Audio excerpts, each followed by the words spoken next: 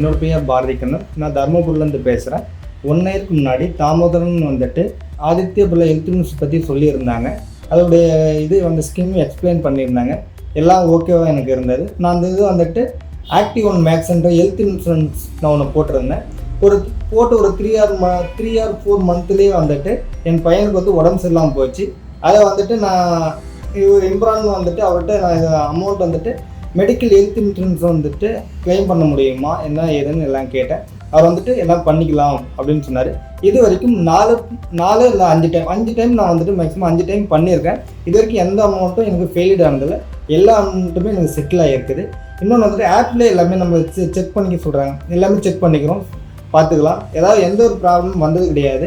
எல்லாருமே health insurance போடுங்க, பயனடைங்க. நன்றி.